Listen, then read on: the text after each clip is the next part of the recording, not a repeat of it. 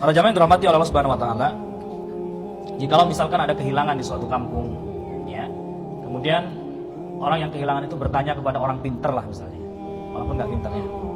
Dia tanya kepada orang pintar, kemudian ditunjuki bahwa yang mencuri itu ciri-cirinya seperti ini, seperti itu ya. Bagaimana dengan kita meyakini hal tersebut? Kalau kita meyakini dia tahu ilmu gaib, oh dia tuh tahu perkara yang gaib. Ya, dia nggak hadir di situ, tidak ada di situ, tapi dia tahu yang gaib. Maka kalau itu kita yakini, terjatuh dalam syirik dalam sifat Allah Subhanahu wa taala. Kita terjatuh dalam perbuatan syirik dalam sifat-sifatnya Allah Subhanahu wa taala tersebut. Ya. Sehingga seorang muslim tidak boleh meyakini sedikit pun tentang perkara yang gaib tadi. Ya. Dia hilang, ya harus dicari sesuai dengan keilmiahan, sesuai dengan apa?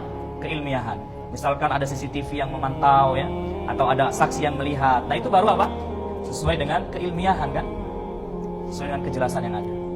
Tapi kalau seseorang itu bertanya kepada orang yang dikatakan orang pintar tadi, orang itu meramal. Kalau kita meyakini dia tahu yang gaib, berarti kita terjatuh dalam syirik dalam sifat-sifat Allah Azza wa Jalla. Karena nggak ada yang mengetahui ilmu gaib kecuali hanya Allah Subhanahu wa taala. Ya. Terus bagaimana sikap kita? Ya, sikap kita tidak meyakini ya apa yang dikatakan oleh orang pintar dalam tanda petik tadi, ya, atau peramal tersebut. Ya, disebutkan dalam sebuah riwayat itu, syaitan itu sering mencuri berita dari langit, tapi dilempar oleh Allah Subhanahu wa taala dengan bintang-bintang tersebut, ya kan? Dilempar oleh Allah Subhanahu wa taala. Maka disebutkan dalam sebuah riwayat itu bahwasanya setan-setan itu mewahyukan, bisikan kepada para walinya, yaitu dukun-dukun peramal tersebut.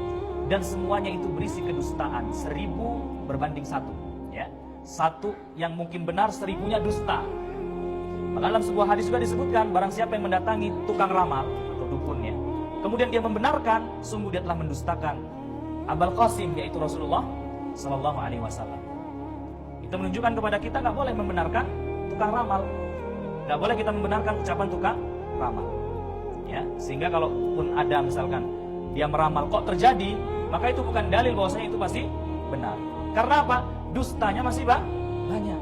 Kenapa satu yang diyakini benar, yang dustanya banyak tidak dijadikan landasan dalil?